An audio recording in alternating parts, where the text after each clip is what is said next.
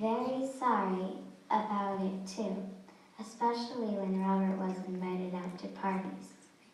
He was very greedy. Mother talked the problem over with her sister, who lived on the next street.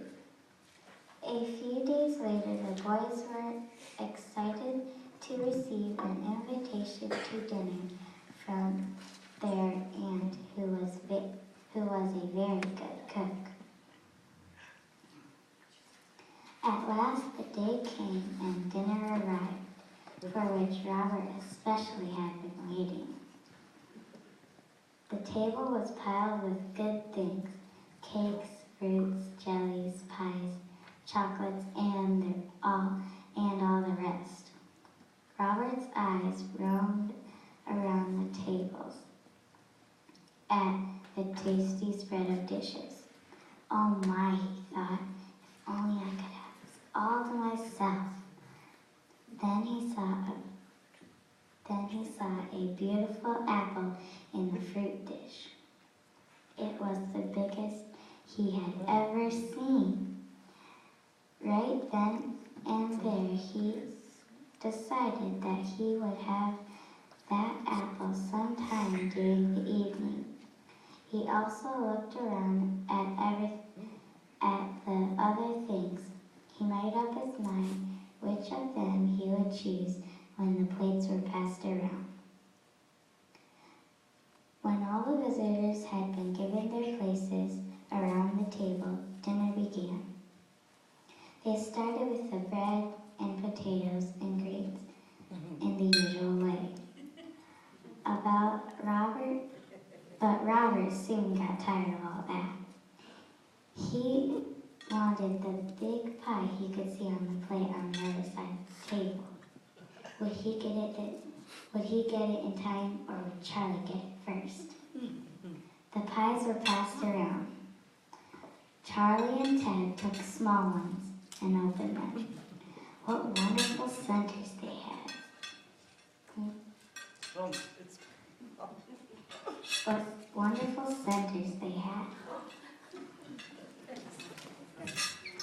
thought Robert. Now if only I could get that big one. Robert's turn came. The biggest pie was still there, and of course he took it with joy. But a disappointment awaited him. As he cut through the top, the whole pie collapsed. It was hollow. Poor Robert.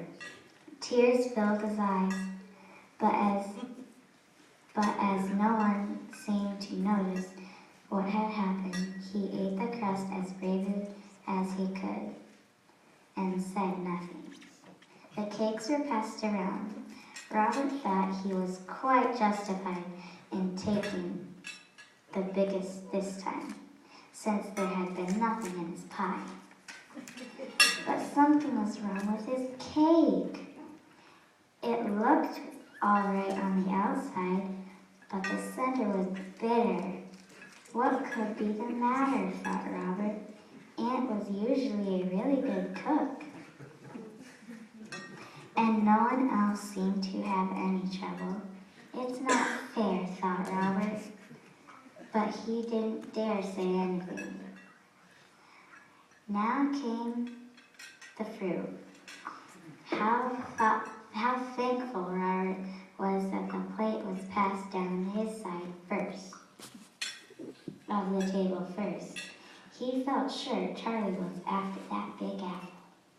Anyhow, he would get it this time.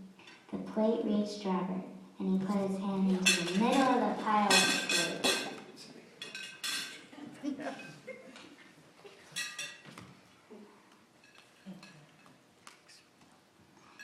He felt sure of fruit scattered in all directions, all over the tablecloth, to the great dismay of his mother. But Robert got his apple. His teeth soon were busy, but something was the matter again. Taking his knife, Robert cut the apple in two. To his utter disgust, he found the center was bad. Still, nobody seemed to notice Robert's unhappiness. The chocolates came next, and by the time Robert was getting pretty desperate, I have to make up for the loss by taking those two beauties in the center, he said to himself, as he removed the two best-looking ones from the plate. Oh, said Robert, groaning inwardly and blushing from all over with disappointment. What a horrid taste!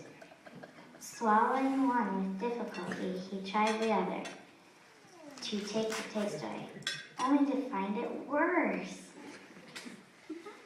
On the way home, Charlie remarked to Robert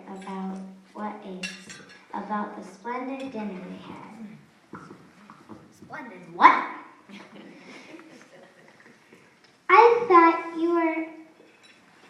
I thought you weren't enjoying yourself.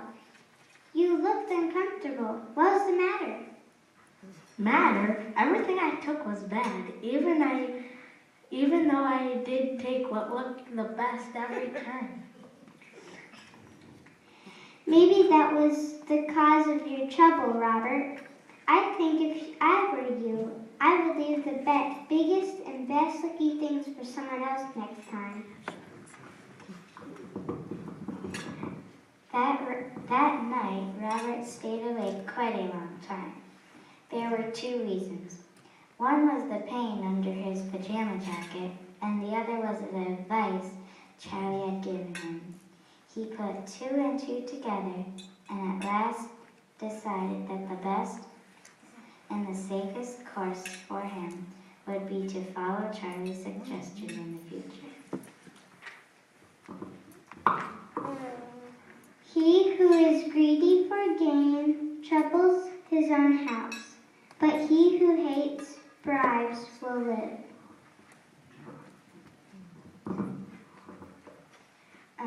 Let's pray.